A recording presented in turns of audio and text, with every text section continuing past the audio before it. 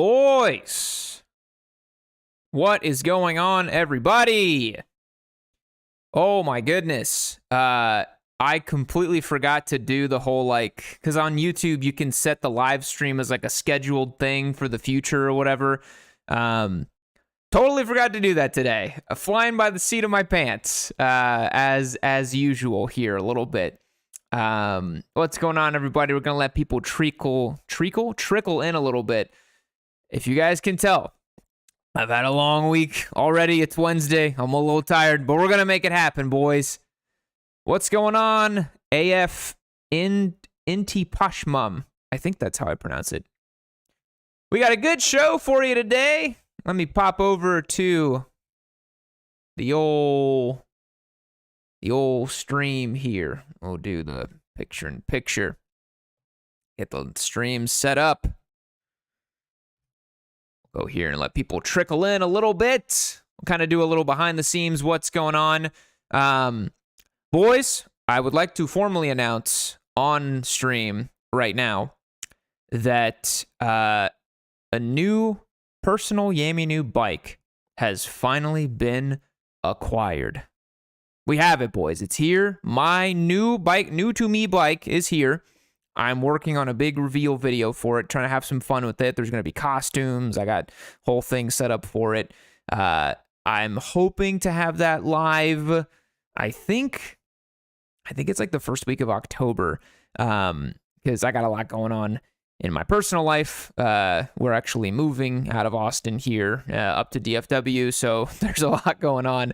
And as many of you know, I've got my sweet little baby, too. We have our newborn, so life is pretty insane. But I do have my new personal bike, and those on the Discord know what it is. I already announced it, talked about it a little bit, so if y'all want the ins and outs, we can show you there. Actually, you know what? I'll give you a sneak peek. Why not? Let's go over to the Discord.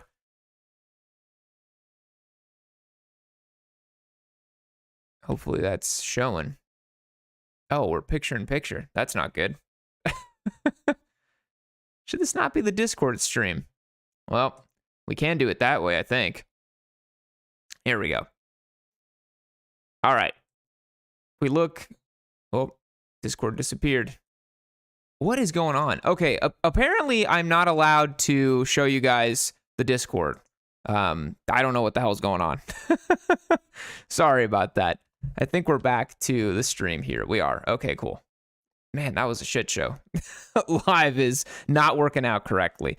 All right, so I'll answer some of y'all's questions really quick here before we get started with the show.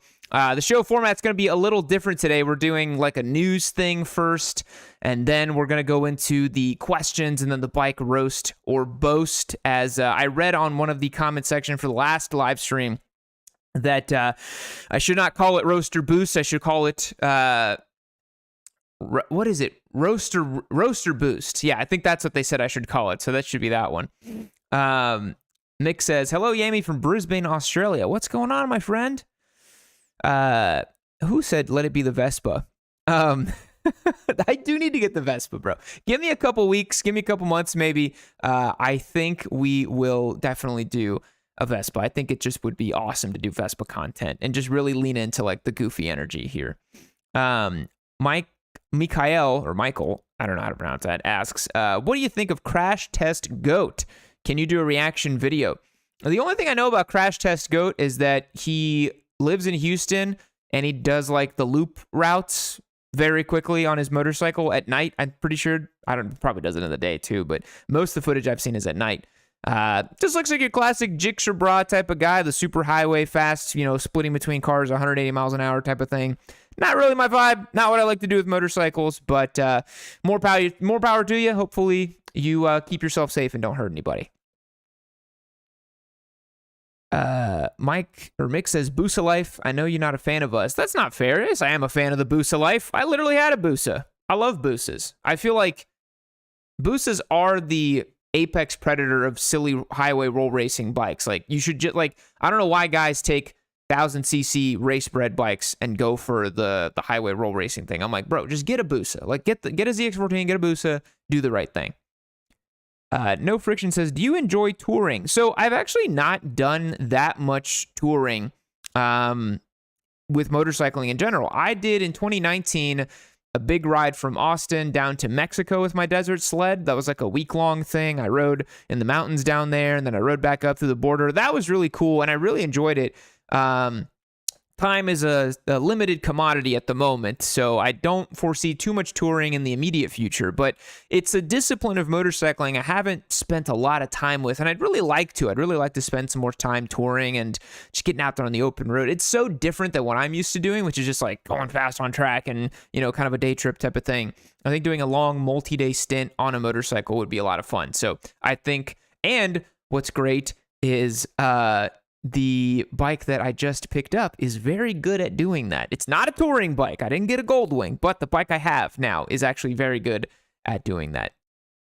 Tyler J is Papa Yam floundering over his new ADV. Hey, don't tell anybody. Don't tell anybody about what I did. Don't tell anybody about what I got. Don't tell anybody. Blag Sheep asks, what do you think about replacing dry clutches? Do you think it's a hard process? It looks quite easy with the right tools. As far as I understand, dry clutches work basically the same as a wet clutch. I think the basket and the plates and all that and the springs, it just isn't bathed in oil. And that's typically from the old days from racing. It's easier to swap that out because it's not bathed in oil. You can kind of quickly swap out a clutch between races. I think that's why they used to do it back in the day. So I think the procedure should be pretty simple. I've never swapped out a dry clutch. I've swapped out wet clutches many times, but not dry clutch. Alex says, new rider here since this July. Your content's been very helpful, so I just want to say thank you. Thank you, Alex. I appreciate it. Glad that you're a new rider since this July. That's nice and fresh. Let us know what you're riding. I'd love to hear. Tyler says, I've been watching your channel for it feels like 2 years now and still haven't gotten a bike. I hear this a lot. I want you just get that bike. Just get the bike, man. Get the freaking bike. A very quick shout out, because we've changed how we're doing things with this.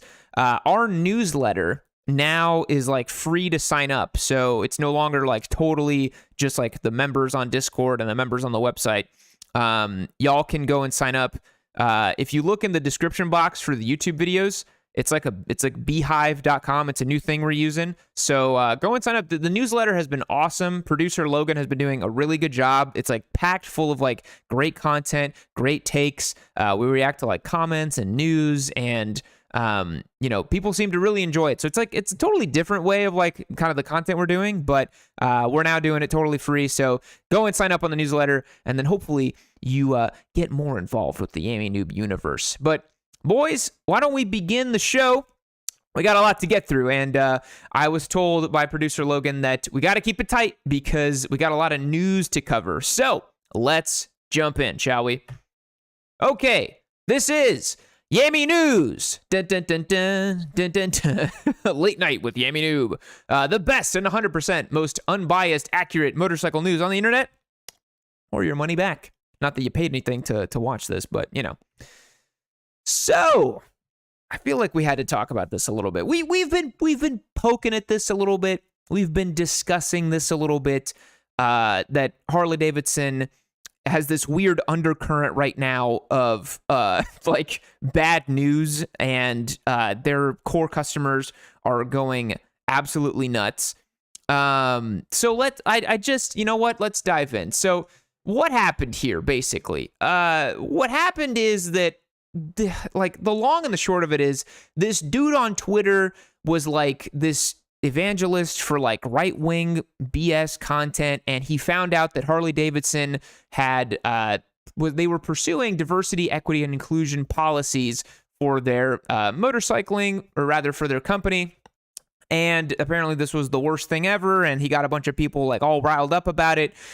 And I want to let you guys know that Harley-Davidson, like, yes, they're a company that's for like the diehard motorcyclists and all this stuff and blah, blah, blah. But at the same time, they're a company. They just want to make money. And the way you make money is by selling the most amount of products to the most amount of people possible while still cutting a profit, right? Think about Honda. Think about Yamaha. There's a different brand strategy to Harley, right? But the thing that you got to think about here is that the CEO of Harley-Davidson, Johann Zeitz, this German guy, he came from like many years ago in Germany, was a young CEO. He worked in like luxury brands. He was very successful. And the number one thing a CEO has to do is increase the stock price, both for shareholders and for his own personal compensation, because that's typically how they're paid out. So all this guy needed to do was just make the stock price go up, right? And usually the way you do that, I guess, in more developed European countries and all that, you find more customers, you say that the company is more inclusive, because Harley-Davidsons are typically like, 45, 50-year-old white guys who are buying these bikes. So, if you're able to sell these bikes, which, let's be real, are very expensive, to younger people, more diverse people, you'll increase your customer base, right? Apparently that was the worst thing ever to Harley-Davidson people. And there was huge backlash, and I thought it was pretty lame that, Harley-Davidson basically, they reneged on this, right? They said, no, we're not going to, pursue these policies anymore. We're not going to, continue these things. And time again, it's been shown that diversity in companies increases the bottom line, right? When you have different people working at all different levels of the company, it's better for the company. It's better for the customer. You make better stuff. That's just a fact. And it's pretty lame that Harley-Davidson basically was like, sorry, angry conservative people, we won't do this anymore. And they're just like, going back on something that I think doesn't really make sense. But yeah, that was something we wanted to touch on here, the go woke, go broke thing. We think it's pretty lame here on Yammie Noob, because at Yammie Noob, we want more people riding bikes. We don't want motorcycling to feel like something that, people can't get involved with. I think that the more people we bring in, the more advocacy we get for motorcycling, the more people on road riding bikes is great. I don't want to see $30,000 bikes that only old white guys are buying. I really don't. I want to see cool beginner bike options, and I want to see, the most diverse people riding motorcycles, because that's better for everybody. And yeah, that's where we sit on this issue, but we did want to cover it a little bit and talk about it, because the other issue also was the fact that the RevMax platforms were moving to Thailand. And this was another thing that, like, Harley basically was like a giant, shitstorm of bad news here lately, with the DEI stuff that people hated, and then this fact that we're moving production of the RevMax platform and a lot of other platforms to Thailand. Now, this isn't anything new, right? Like, Harley has been producing motorcycles in different markets for a long time, but they're basically following the footsteps of Honda, that has been building motorcycles in Thailand for a long time. So this article is saying that back in 2018, Harley was moving some motorcycle production to Thailand, and they wanted to clarify that they wouldn't be shipped back to the US for sale and all this stuff, and they were meant for Asian markets. They were those like beginner Harleys or like entry-level Harleys or something like that. But now it seems like the bikes, the RevMax and all that, are being built in Thailand and then shipped back to the US. And that's a bit harder to swallow, I think, for people, because those are the flagship bikes, right? At least to some people. I know some people think the Milwaukee 8s are the flagships, but the ADV, the top shelf, the Pan America, the Sportsters that both share RevMax platform engines built in Thailand, I think for a lot of people is like, whoa, that's a bridge too far, because that's gonna lose American jobs, right? You're not gonna have as many American jobs building and manufacturing those motorcycles if you have production in Thailand. But the thing is, I bet you Harley-Davidson was either barely making money on the Pan Am or losing money on it. And the reason I think that is because they were pricing it at under $20,000, producing it in the United States with American labor, with a brand new platform, right? The R&D cost on that would probably take so long to be recouped. And so I think they kind of had to move it to Thailand if they wanted to keep selling it at a price competitive to the BMW GS, which is now creeping up into the mid-20s, honestly, if you spec it out in a certain way and all that. But the Pan America, I think, was right around $20,000. So, it's the sort of thing where it's like Harley kind of had to do it, I think, to keep up with the pricing for things. And I just think that, it's a shame that we're losing American jobs for this, but at the same time, Harley-Davidson's a global company that needs to make money, and they are now basically, especially after all this go woke, go broke nonsense that they're going through, they're leaning into the fact that they're like, okay, our customers are very well defined in this very limited segment. We need to keep selling these people $35,000 baggers to keep making money, and so the only way we're going to be able to do that is to then cut costs somewhere else to keep the whole ship going. So if y'all have any insights here on Harley-Davidson, would love to know. Richard here dropping 69 Canadian dollars, I think. That's very nice. Thank you. Yo, Papa Yam, thanks for the great advice. Your channel helped me pick the Gixxer 8R as my first bike. I'm in love. The local feds, not so much. As a proud squid missile, I thank you. 6942 CAD Buckaroos. Keep up the good work. Thank you, Richard. I appreciate it. The GSX 8R is a pretty good platform. It's a good all-arounder. So that's what's going on with Harley-Davidson lately. Kind of rough to see. The other news we talked about in the newsletter as well was this crazy news out of Sturgis that we wanted to cover a little bit more, that at least 12 people died in motorcycle accidents before, during, and after the 2021 Sturgis rally, which is really sad. There was also a massive uptick in drunk riding related charges as well. And law enforcement also seized $71,000 in assets tied to criminal activity, which is 35 times the total from 2023. And they arrested 7 men on sex trafficking charges. So, look, I would personally probably never go to Sturgis, if we're being totally honest. I would maybe go as a spectator at a bit of a zoo, right? Maybe go from far away in binoculars. I don't think I would be very welcome there. But this is really just kind of crazy. This is crazy that it's more dangerous to go to Sturgis, I guess, pound for pound, than it is to ride in the Isle of Man TT. Fewer people died in the TT than went to Sturgis this year, than died at Sturgis, which is insane. So yeah, a lot of fatalities, a lot of injuries. It's just a bit sad to see here for Sturgis. And it says that 10 of the people killed in this year's crashes were driving Harley-Davidsons, and 2 were driving other kinds of motorcycles. 2 of the deceased people were from South Dakota, others from Iowa, Tennessee, Wisconsin. And I mean, obviously, you're going to see most people who pass away riding Harley-Davidsons, because that's the vast majority of bikes in that area. D2 Judgment Dave donated $666. Thank you. Just wanted to do a funny number. Carry on. Thank you very much.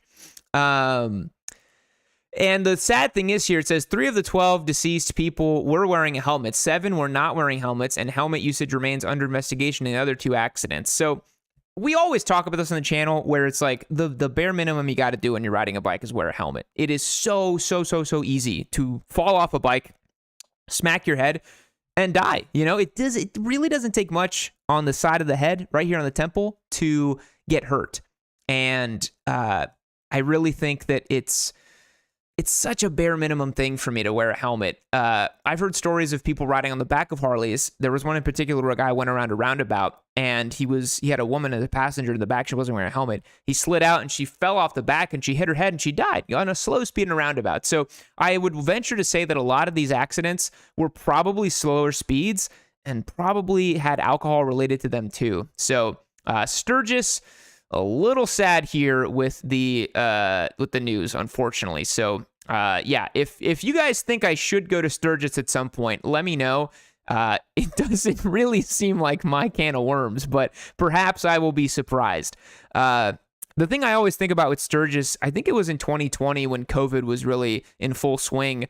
I think that guy, Andrew Callahan from All Gas, No Brakes, he did like a Sturgis piece, and you had all these just absolutely batshit crazy guys,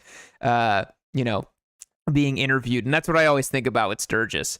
So yeah, Sturgis is quite dangerous. But we have more specific motorcycle related news. Honda has filed a patent for a CBR 400R. Now, this is very, very interesting, because back in the day, there was the baby blade, right? There was the tiny small displacement fire blade. There was also the RVF 400, a 400cc V4 that I have actually ridden in Australia back in 2016, long time ago. But I think Honda is going to get in the game of a 400cc 4-cylinder competitor to the ZX4RR. Perhaps that somebody at Honda has finally seen that the ZX4 was a big success. Maybe they saw that there's a market for this like baby super sport thing, because the ZX4 competes kind of with like the not-so-super sport bikes like the GSX 8R and those things, but it also competes with the Aprilia RS 457. I would just personally hope that if Honda does make a baby blade, a new 400cc blade, that it wouldn't be, like $10,000 or whatever. I would love to see, but it's a Honda because I know it's going to be more expensive than the Kawasaki, so I think it would end up being like 9,000 something bucks, which really stinks. But you guys let me know in the comments here if you think that a baby blade would be pretty cool. We got a question from Sanj Yuchi. He said, "Good day, Papa Yams. Back with another noob question. Tips for braking while rev matching. I either stab the brake or I don't have enough pressure to blip." Okay, so I'll answer this one really quick, and then we're going to get into the questions later in the show, but you did point it out here, so I will start. So basically, you want to nail the blip first, right? Make sure you have the blipping motion very, very down, and then from there, you can add the brake pressure. And basically what you do is you hold the throttle. You always have your thumb on the throttle, right? Like your thumb is always wrapped around the throttle tube.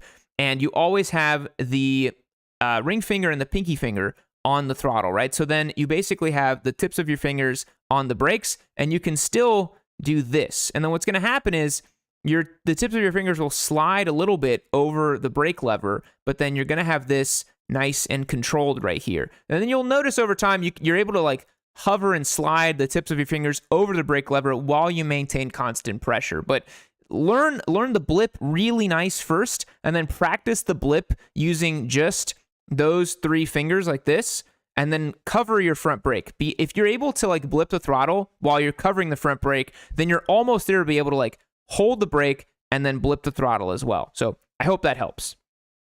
But talking a little bit more about the baby blade here, we should have had a link to the article here, but perhaps it's just the patent that was filed for the CBR 400R.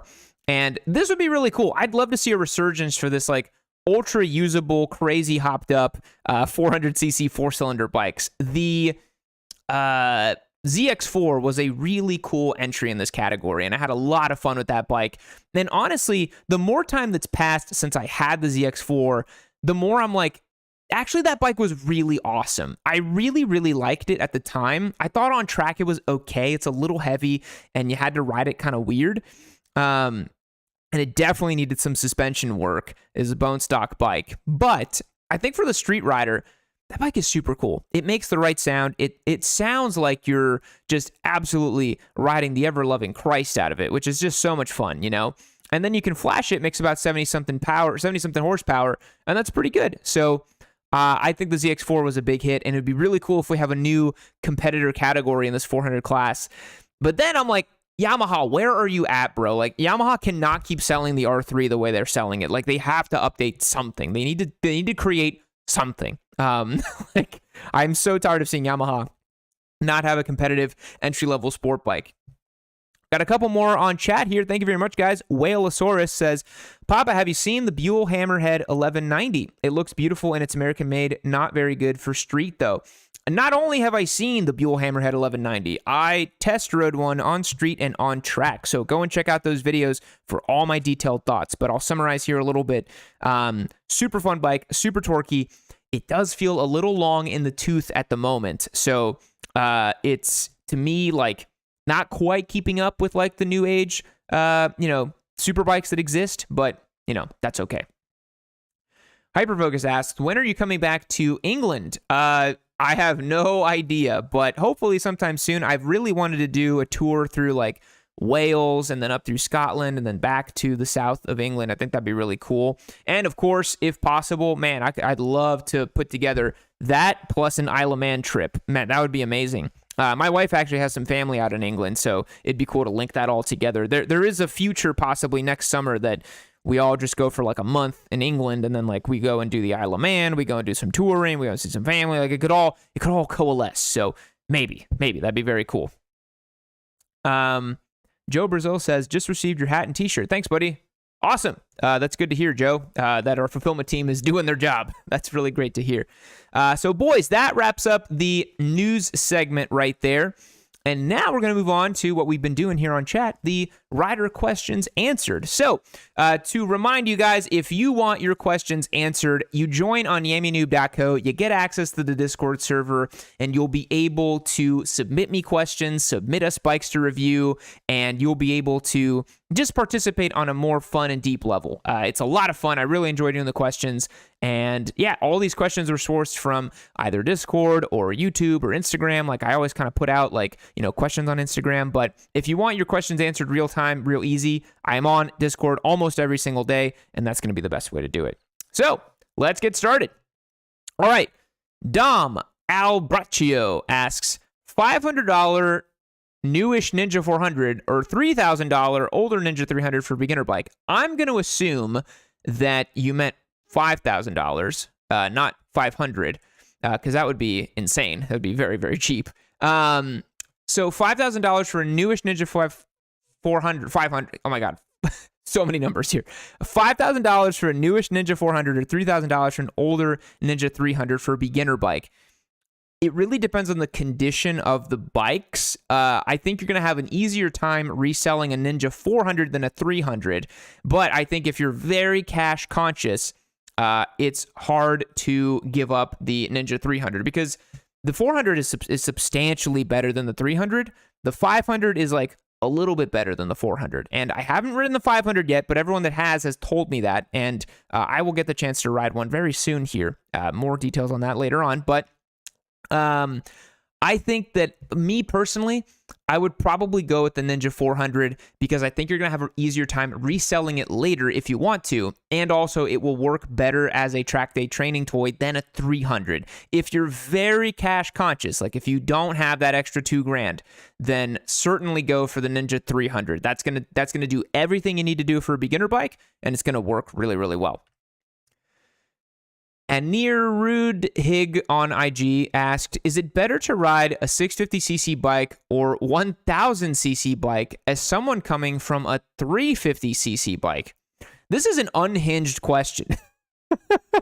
It's hard to even answer this question because there are so many different types of bikes with that kind of displacement, right?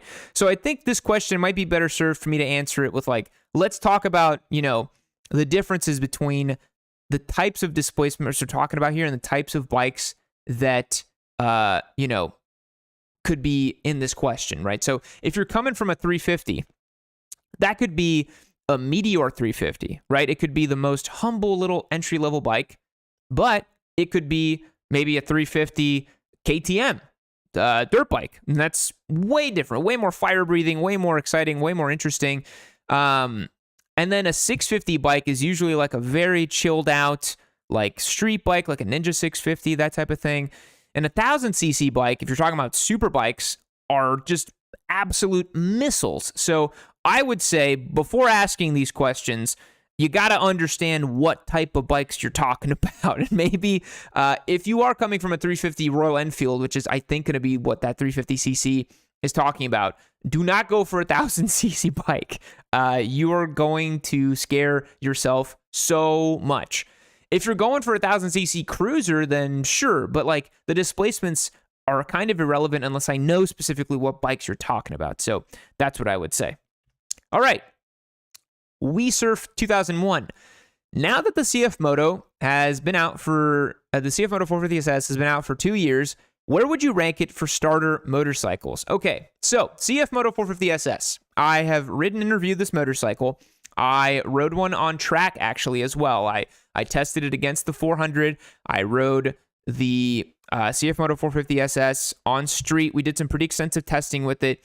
And I think that for the price, it's pretty good. It makes a nice sound. It feels pretty good. It's a little heavy for my taste. It has a little bit more substantial stature to it. It doesn't feel like a light, fun, flickable beginner bike. It feels a little dense.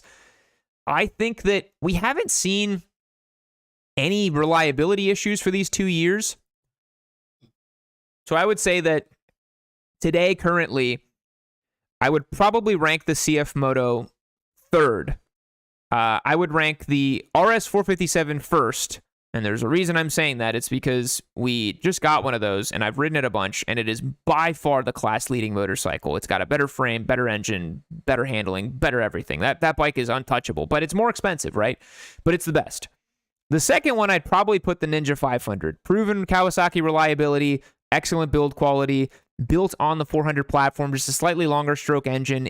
In my opinion, it's probably going to feel so similar to the 400, but I haven't ridden it yet, so the jury's still out. The 450 SS I would put third. It does have the cross-plane, the 270-degree crank on the parallel twin, so it has that spicy kind of fun, kind of vibe to it. But I think I would rank it probably third in the kind of starter motorcycle beginner sport bike universe. So take that for what you will. All right. Eridangray asks, do you have any tips specifically for a 30-plus-year-old beginner rider? Well, I am in the 30-plus category myself now, my friend. So I think specifically for 30-plus, maybe don't focus too much on the advice of oh, you got to get a 400, you got to start small. Like, I think some of that stuff can be a little bit, you can kind of put that with a little bit of like a blanket on top of it, right? Because you're going to be able to approach this in a much more mature way. So I would say you could probably look at, the 600, not the 600 class, the 650 class, the adventure class. You could probably do that sort of thing for this, specific application of being 30 plus years old. I would say that you also probably have a slightly larger disposable income than some 20-something-year-old guy, so don't be afraid to spend a little bit more. Get really good gear if you can as well. So that's what I would say for someone who is, 30-plus years old. Ethan Helton here on chat asked a nice question. And the $20, thank you very much. We need the yammiest of noobs to do some undercover work at Sturgis. The leather daddies are getting crazy. On a real note, I'm enjoying the videos. Keep up the good work. And would you do a meetup if someone was in Texas? Thank you very much. Doing an undercover video at Sturgis would be very, very funny. And I appreciate that you like the videos. I would not be opposed to a meetup in Texas. I would like to do maybe a bike night type of thing rather than a group ride. I think that'd be a lot of fun. Maybe we can do a big collab with a bunch of other creators and get a bunch of people together and, have a nice little meetup. That could be cool. Yeah. All right. Next question here. Connor Man 60. What should I practice before taking the MSF course? So if you've never ridden a motorcycle before and you're going to take the MSF course, the only practice you could really do is maybe ride a bicycle and just reacclimate yourself if you're not a big-time bicycle rider. Just kind of remember what it's like to be on two wheels, because dynamically, a motorcycle is going to feel almost exactly the same, except a little bit bigger.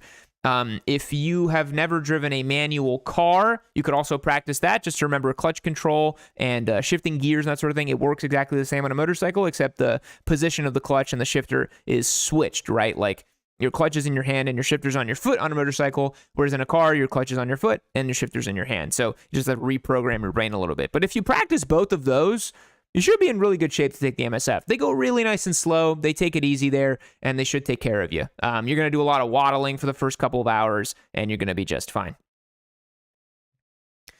Alexander Bubolis, excellent name, asks, what are your thoughts on the CF Moto 675 SS and the 500 Voom 4-cylinder? Man, this CF Moto 675 SS, man, I feel like at this point we need to buy one as a giveaway bike because the hype is just out of control on this thing. You guys are going nuts over it. I'm seeing it just everywhere, and people are talking about it so much. I did say I probably wouldn't want to give away a CF Moto, but man, everybody wants to know about the 675 SS. So my thoughts on it are, it's it's a dollar store Daytona, right? Like, let's call a spade, right? Like, I think that for the price, it's a good option, right? But I do think that ultimately there's no way that they didn't cut a lot of corners on a bike at that capacity for that price. Or maybe they're just cutting those sweet Chinese government checks and they're able to subsidize their products, much like, other Chinese companies that do that to compete in this U.S. market. I wouldn't be surprised. I don't know where they're getting the 675 engine from. I wouldn't be surprised if they took a 675 engine from Triumph and just reverse engineered it and just made their own clone of it. They've done that before with the Kawasaki engines and other things. So I think it's, not so cool if they did that, but everybody wants to see it. Everyone wants to see me ride it. So I'd love to ride it and form a big opinion on it. The 500 Voom 4-cylinder bike, super cool. I think it looks really cool. I think it will meet the moment of the ZX4RR. And I'm sad that it's going to be a Chinese-only market bike. I think they should definitely release that for the global market. Gomez DTG here asks, would the jump from a Svart 401 to a Triumph 1200 XE Scrambler be too much with 2 years of experience? I wouldn't say so. And the reason I wouldn't say so is not for the reason you think. In terms of power, the 1200 XE is pretty docile. It has like really nice usable low-end grunt. That 1200 parallel twin is awesome, right? It's like nice and burbly and just like torquey. Super nice to use, but it doesn't get in its own way and it's not scary to ride at all. Where I think you're going to notice a big difference is in size and stature. The Svart 401 is a really nice, fun, small little motorcycle, but the Triumph 1200 XE is way bigger, right? It's way heavier, way bigger, and so that it's way taller too. So that may take you a little bit of getting used to, but I don't think if you've ridden this Svart for 2 years and you're still going to be on like a kind of chilled out, scrambly kind of bike, it's not going to be too bad. It's basically like jumping from a Svart 401 to like, a middleweight naked bike. It's basically going from a Svart 401 to like an MT-07 or something like that. The Triumph 1200 XE feels about as fast as an MT-07 because it's so heavy and kind of lumbering, but it's a really, really nice motorcycle, and it's way more of like a chill-out scrambler, kind of relaxed kind of bike, so I don't think it'd be too bad. It's Von Tamagia. Y'all have these crazy usernames, man. I can't even pronounce these. New Triumph 400 for $6K after tax, or used Royal Enfield INT 650 for $3.9K. I mean, I had more fun on the Triumph 400 than the Royal Enfield INT 650. Although I did take a bone stock INT 650 on track, and that was one of the most fun things I've done on a motorcycle. If you guys haven't seen that video, go and check it out. I literally scraped the exhaust and pegs so hard I almost got high-sided off the bike. That was a lot of fun in a twisted kind of way. But I have more fun as a street bike on the Triumph 400 than the Royal Enfield INT 650. But the INT is a pretty tried and true platform, and 3.9 is pretty fair for it. And where I think the INT is going to be better is if you want like big bike presence and sound, the INT 650 has it. It has a 2-cylinder engine. It has a proper burbly kind of sound. The Triumph 400, if you're a brand new rider, it won't matter to you, but to other people, it's a single-cylinder bike. It's a little, kind of down on power type of thing, but I think it's still great, honestly. I really enjoy it. So I would pick that one if it were me personally. Michael Akinyemi on Instagram asks, how many miles is too many when buying a used sport bike? It really depends on the type of bike. If you're looking at a Ducati with, 13,700 miles or something like that, that's too many. Why? Specifically that mileage? Because you're going to have to do the 15,000 Desmo service. It's going to be super expensive. And if you're not ready for that, you're about to be hit with a gigantic bill as soon as you get this bike, right? I think European sport bikes, if you're looking at a used one, be very careful, very judicious, and know what you're getting into because they are known to be way more temperamental, way more maintenance prone, and I personally wouldn't buy one unless it was absolutely mint and from a dealership who serviced it and did everything correct on it because there's just way too many variables. Now, when it comes to Japanese bikes, a lot of that goes out the window. Those bikes are friggin' bulletproof. If you've seen what people put Gixxer 600s through, you would know that you can do virtually anything to a Gixxer and it will survive. So people stunt ZX6RRs. I mean, stunt bikes live the most abused, wretched existences known to man. And so I think that if you're looking at a used Japanese bike, as long as it was taken care of reasonably well, 50, 60, 70,000 miles doesn't really matter because they are just bulletproof and they're very simple to work on. They don't have much in the way of electronics. Like, for example, like a first-generation Hayabusa, not the carbureted one, the fuel injection, which I don't think they ever made a carbureted boost. I think it was EFI from the start. I mean, it's super easy to work on. It's very simple. Everything's right there. So that's what I would say. With kind of a delineation there a little bit. All right, Prof H09 asks, how do you answer, if you die, then what, when convincing my parents to let me ride? I see this a lot with younger guys and gals who want the answer to, like, how to convince your parents that something you're doing is very unsafe, that you're going to do it well, and blah, blah, blah. Ultimately, the approach I've taken and the advice I've given to younger riders with this is, like, you need to put yourself in a position where no one can, quote unquote, let you do anything, right? Like, you need to be in a position where you just do what you want to do and nobody can stop you. You need that freedom first. So if you are in a situation where you're living with your parents and they don't want you to get a bike, and they're saying things like, if you get a bike, we're going to kick you out. If you get a bike, we're going to do this, X, Y, and Z.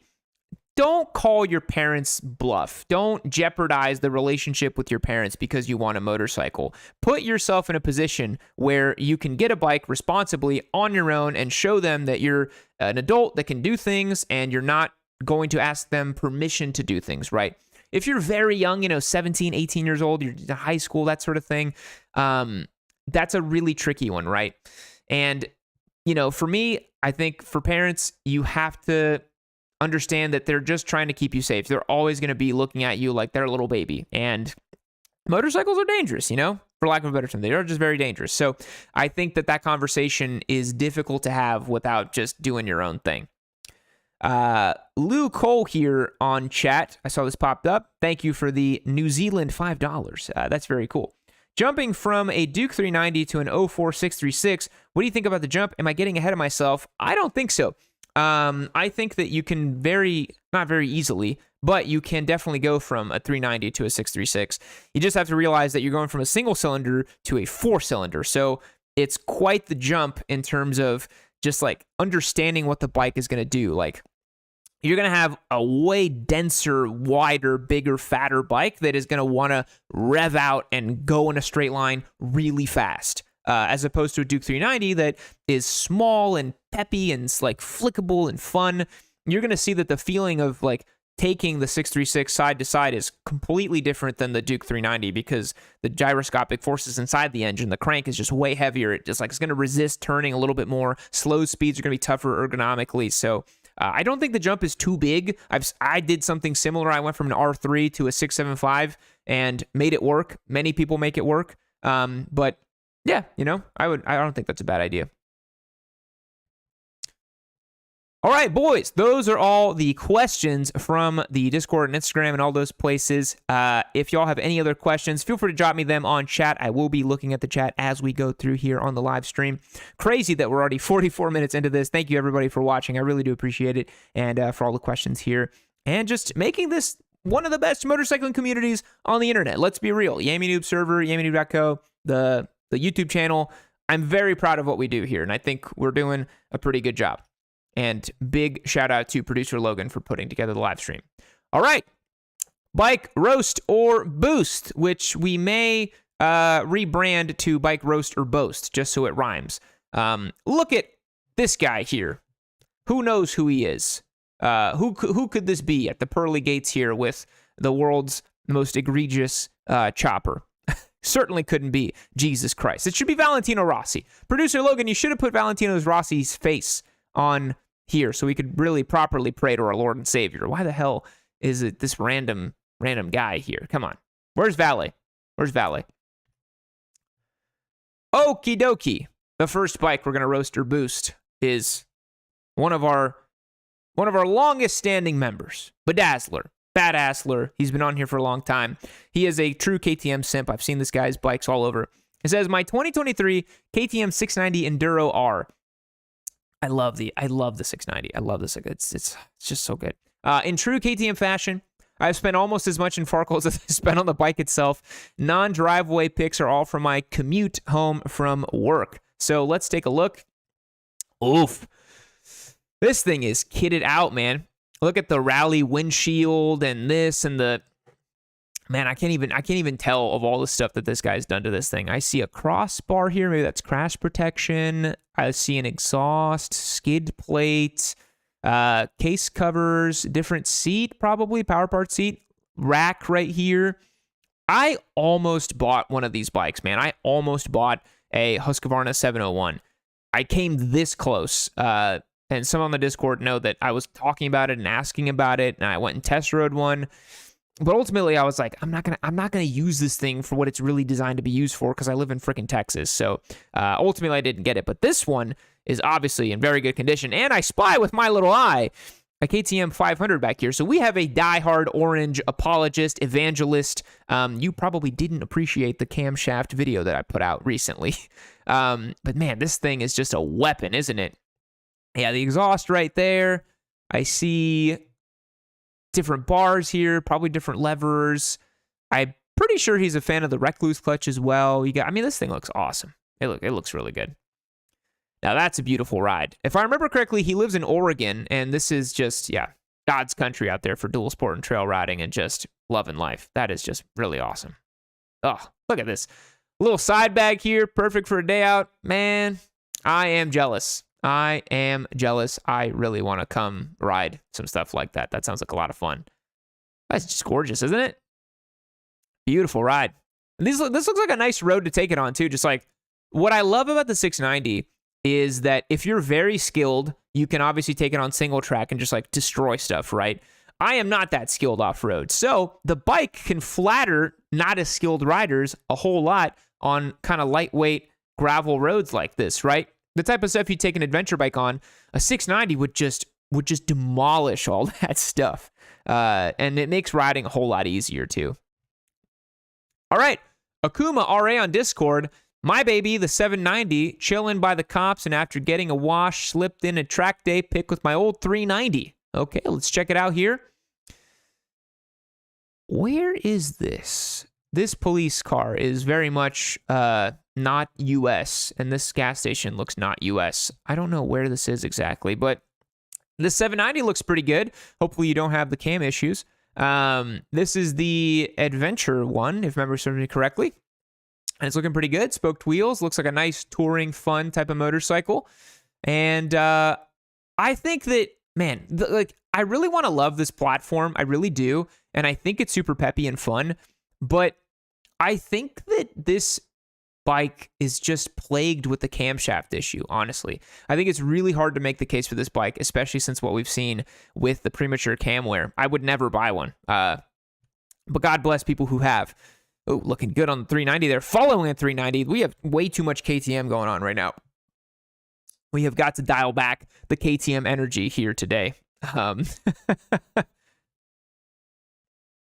Fresh and Toasty on Discord has my first bike, a Ninja 500 SE in the 40th anniversary livery. He went all out. He got the full Zoot 500 SE 40th anniversary, all the crazy livery and all that. That's great. Some pics are from runs on LCR this past Sunday. LCR is a local standby road here in Austin, Texas, Lime Creek Road, probably our best twisty road that we have here near the city. Fun to ride up and down. Usually not too patrolled by law enforcement. Finally got into motorcycling after putting it off for far too long. I've clocked in about 2,500 miles in 2 months. Best decision I've made in a long time. Go ahead and roast me, Papa Yam. Well, I'm happy to hear that you're riding 2,500 miles in 2 months. That's a ton of fun. That's really nice to see. Let's take a look. It's a good-looking bike, man. It's a good-looking little bike. Guy's looking good on it. This is, Lime Creek Road, one of our best roads here in Austin, as I said. People, they see it on video. I ride this road all the time for the channel, to make content and stuff like that. And people are like, oh, there's no good roads in Texas. All the twisty roads suck. But you really got to come ride this road in person to really understand, you got decreasing radius corners, off-camber corners, like big sweeping sections, technical sections. It is a really solid road that I've ridden lots of roads around the world. It's a pretty good, I'd rate it like a solid 7.5 out of 10. It's not like, a beautiful Dolomites, Italy, like unbelievable twisty, carvy, perfectly billiard smooth road in Europe. But, for here in Austin, it's pretty darn good. It's really not that bad. I do like this paint scheme. Oh, you went with the Akropovich, my friend. Wow, you really went full zoot on this thing. And you got the tech specs. That's pretty good too. I like that. The 40th anniversary livery is really cool. I remember when they put this livery on the World Superbikes in, I think it was 21 or 22. Jonathan Rea was still on it, so it was a couple of years ago. But that looked really good. Yeah, it does look really, really nice. So I don't have much to roast about it, other than the fact that you went a little overboard getting the SE and the frickin' 40th and the Acura. You like maxed out the beginner bike stats here, but I do appreciate it. It does look really good. It has like a lot of presence to it, doesn't it? Like you see the green wheels and the new fairings. Like it's crazy that this is now like a beginner bike because they look really solid nowadays. They look really, really good, and it looks like a big bike. And I just think that's really cool, you know. Especially this Acura exhaust looks really good. I know I talk shit about it, but it does look nice.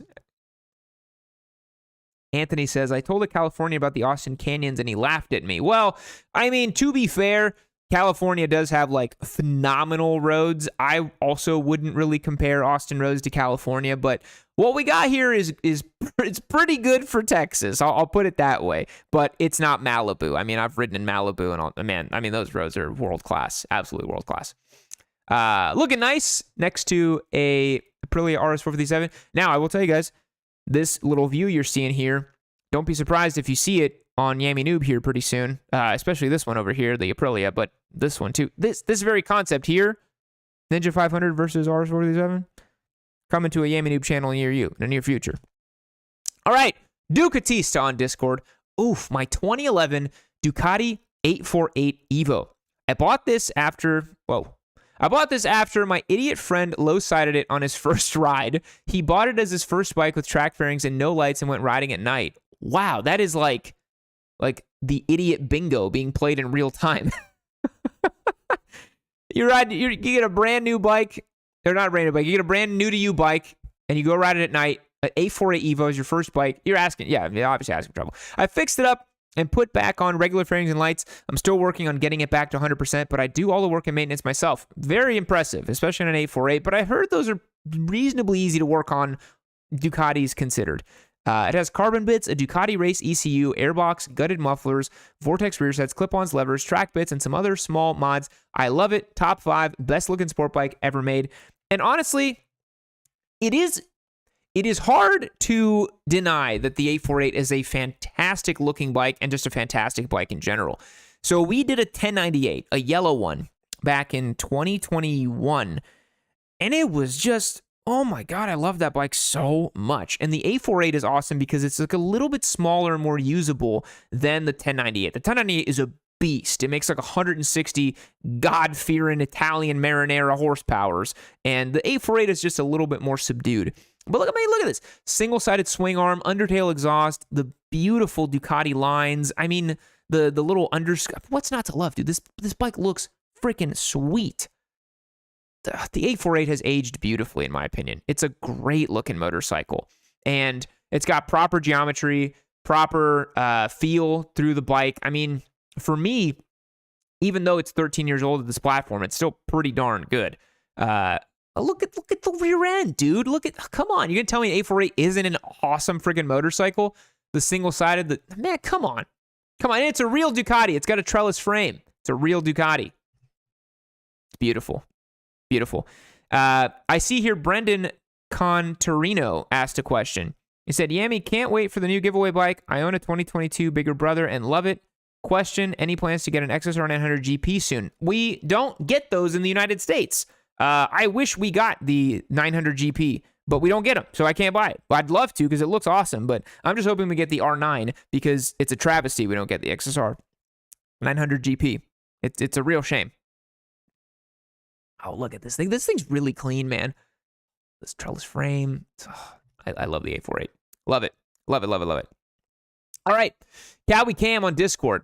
Ooh, we got a retro. My 1991 Kawasaki ZX-11 that I bought from an old guy, non-running, for a steal with fuel system problems, only to find the only problem was it had the in-out lines on the pump the wrong way.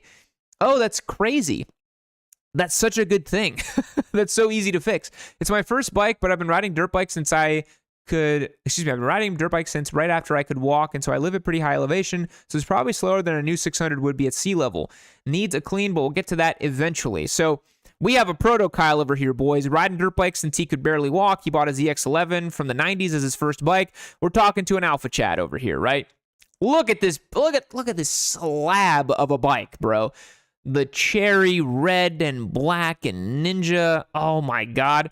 What do you mean it needs a wash? It looks great. This thing is awesome. I can't believe this is a 91. It looks so good.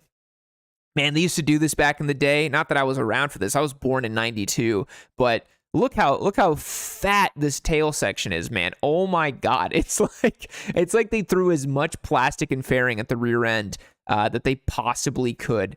That is so funny. Man, loaded up in the back of a pickup truck. That's a big old girl to load in the back of a pickup truck, but I'd do it too. I loaded a Hayabusa in the back of a Frontier one time, and I literally thought that it was gonna like sag all the way to the track. This is a really good looking bike, honestly. I think this is super cool.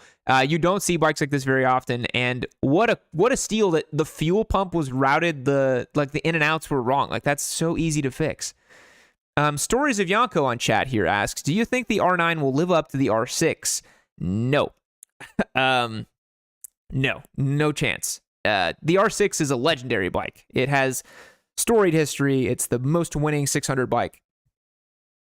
It's not going to compare. It's going to be an MT-09 that's a little bit more aggressive and fun to ride as a sporty bike, but it's not going to live up to the R6. No chance. Okay. Let me answer the chat question that just came in from Brady Harville. Thank you very much, Brady, for the $20. Need your opinion. I'm looking at getting back into riding, but I'm taking MSF this weekend. But after 3 tickets 2 years ago, now insurance is insane, for example, was quoted $15,000 for an R7. What can I do? Wow, that's insane. Okay, so I'm assuming that's got to be for like full zoot, full liability and all that stuff. And if you're, look, I don't advocate for this, but if you're trying to save money on insurance specifically, what you need to do is you need to buy an older bike cash, because then you don't have to carry full liability, full crazy insurance that the lender is going to require, which I assume you're getting a loan for the R7. If you really need to save money on the insurance, because that's a lot of money, $15,000, that's more than the value of the bike. That'd be one way to do it. The other thing you could do is if you still want to get a loan out on a bike and do the whole thing, and your lender is going to require the insurance to be at a certain level, get a non-super sport motorcycle. You'll save a ton of money. You can get an MT-07, and it's probably going to be a third of that insurance cost a year for you, just because it's a naked bike, not a super sport. Insurance companies view super sports very differently than they view naked bikes or even adventure bikes or any other kind of bike. So if you really love the R7, consider the MT-07. You're going to get a very similar experience, same engine, same platform, but, obviously naked, a little bit more budget. The R7's a nicer bike, but that's something you'd have to look into. But goddamn, $15,000 a year? That's crazy. Marky Mark with a good follow-up here. Some insurance companies just don't like motos and will make insane quotes like that too. Definitely shop around. I used Dairyland for years. They were the cheapest I could get, and they had the same level of coverage as any other insurance company. And they did right by me on one of my accidents that I had. That was my fault, so that was even better, that they were able to pay me out and stuff. So definitely shop around. Progressive, you could do Geico, you could do Dairyland. So you may not have to, for the love of God, do not pay $15,000 a year for insurance for a motorcycle. That is insane. That is unconscionable. Okay. Lil Foozy Bird. Got my hands on this 14 VFR 800 in February. Let's go. VFR Master Race. Not gonna lie, for a Honda, it's had its fair share of issues, but I still love it when it's running. It ran like a champ when I test rode it. Come to find out, it had a literal rat's nest in the airbox after I got it. Pissed cooling on me on the way to this year's DGR, which is the Distinguished Gentleman's Ride. So I've had some relays, temp sensor, thermostat swapped out, and I've had to bypass the kickstand switch. It served me well since, but it still concerns me that it's 530 pounds and likes to take naps in the garage every once in a while. Integrated turn signals and mirrors suck to replace. Hondas aren't safe. Yes, that's our meme on the Discord, that Hondas are not safe. That comes from this guy who was on the server, and somebody was asking about if they wanted to get a Honda or this and that, and out of nowhere, this guy just says, Hondas aren't safe.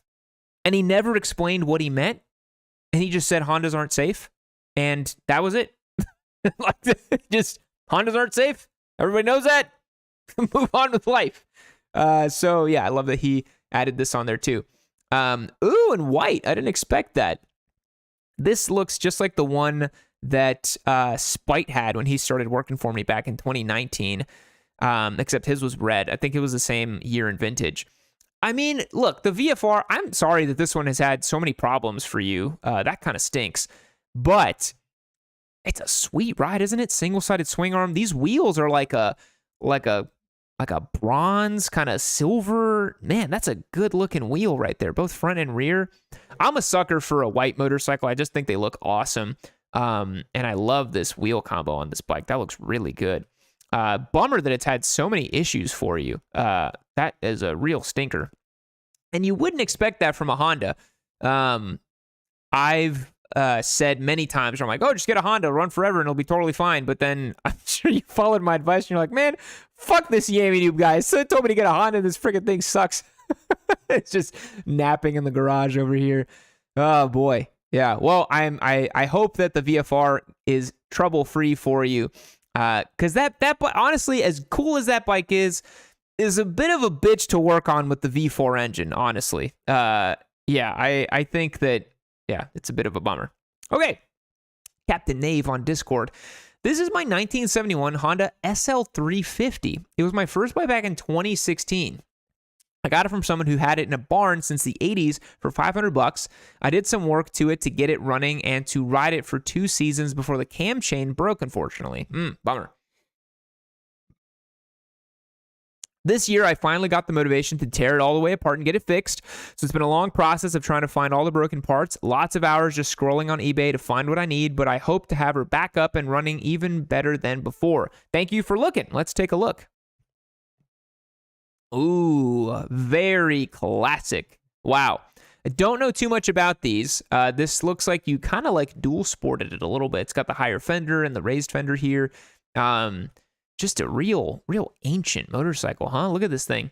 We talked about the VFR being complicated. This couldn't get any more simple to work on, except for the fact that this probably has points ignition, which my very rudimentary understanding of that is that it's a giant pain in the butt and is very unreliable in terms of the delivery to the electrical systems. I remember a while back, Ari Henning did a piece about how he like totally transformed. I'm pretty sure it was the same model, the 350 from Honda.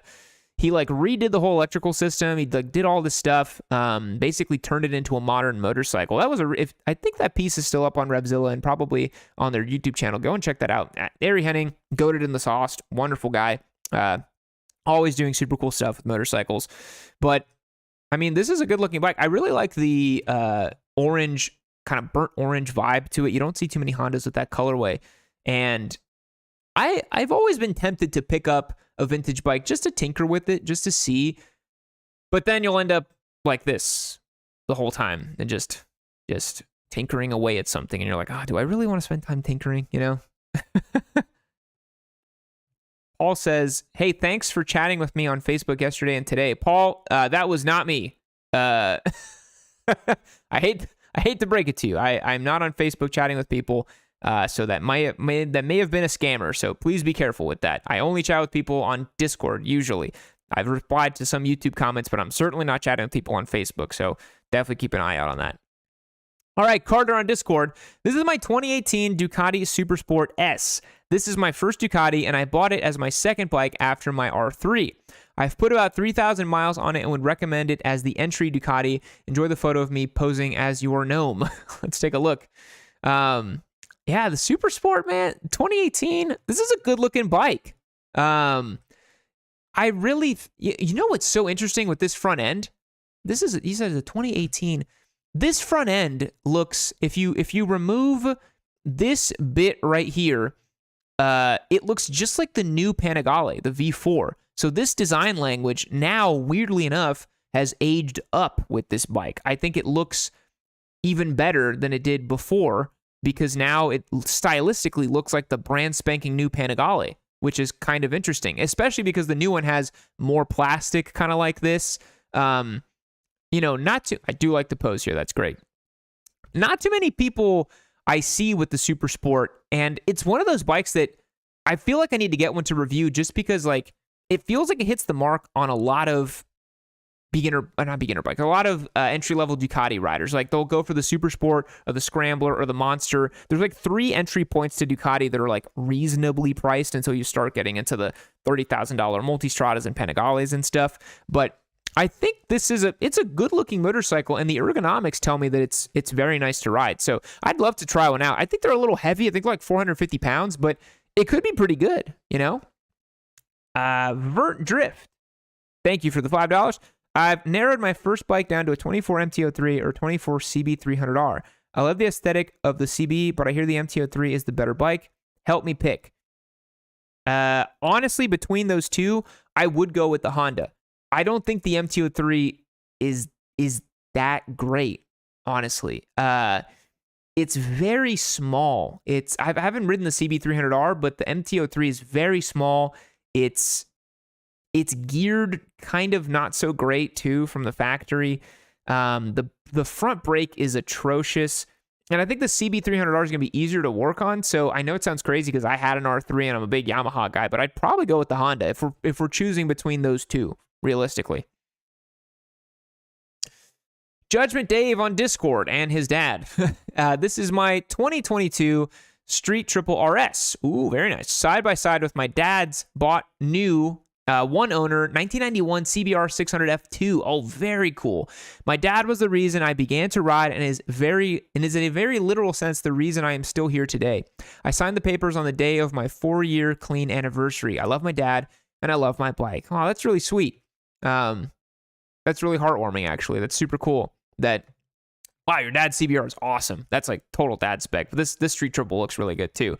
But love the story there. Love that you're clean. Love that you're loving life and you riding bikes with your dad. Like, dude, what else is there? I mean, that's like peak, like I'm sure your dad is so proud of you. I'm sure your dad is very, very proud of you and loves you very much. And I'm sure he cherishes every moment that he has with you on 2 wheels because that's awesome. Street Triple, man, you gotta love this bike, right? Like, such a good looking motorcycle.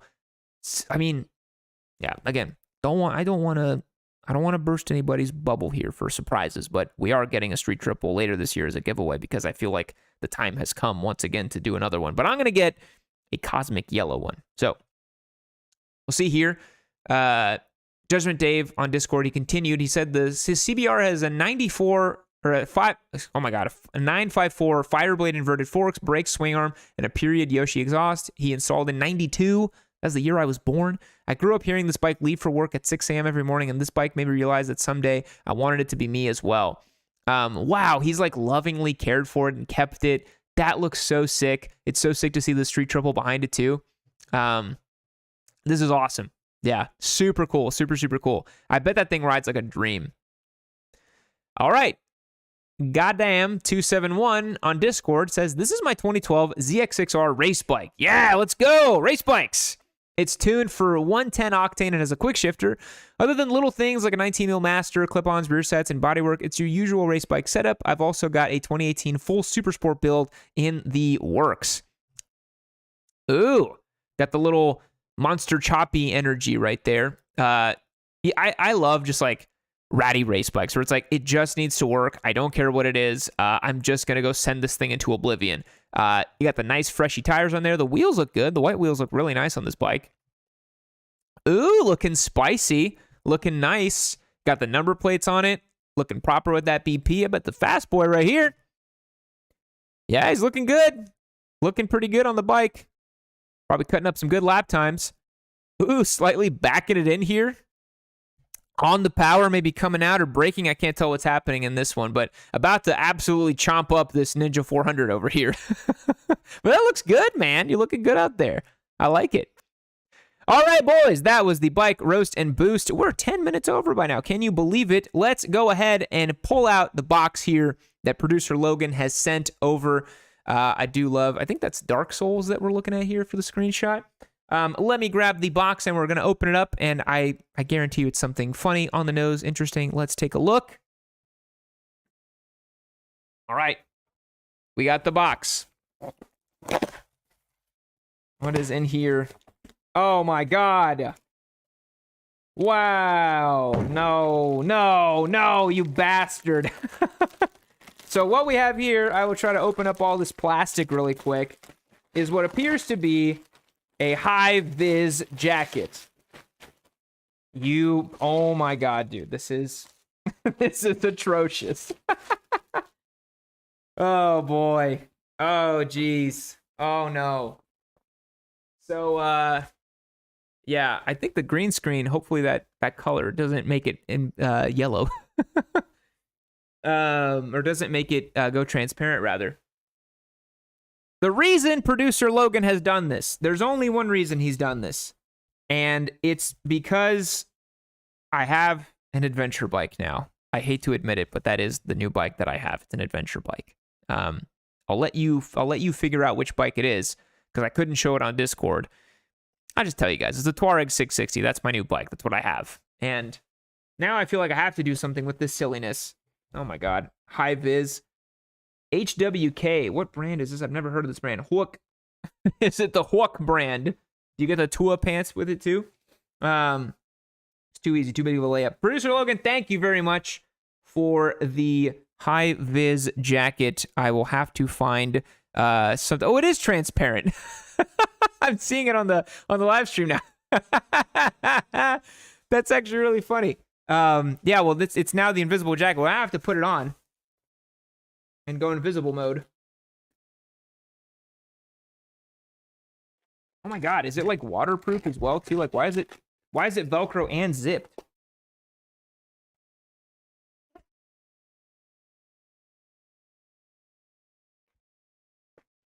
I'm gonna go invisible.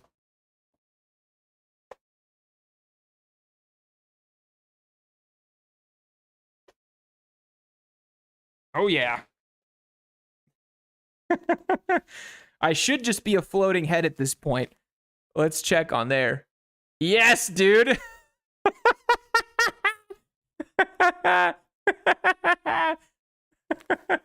Yes. Look at that. I can't believe it works. This is zero visibility, boys. This is invisibility jacket. Now you see me, now you don't.